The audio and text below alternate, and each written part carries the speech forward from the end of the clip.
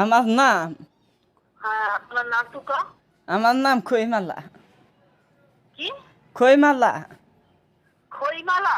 খইমালা। খইমালা তো? হ্যাঁ। খইমালা কি হয়?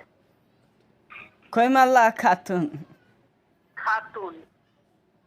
খইমালা খাতুন তা ମୁଁ ମେଡିସିନ ପଠାଇ ଆସି আপুনি କେতিয়া লব পাৰিব? କାଲି বাইদেউ পৰহি পাৰিব?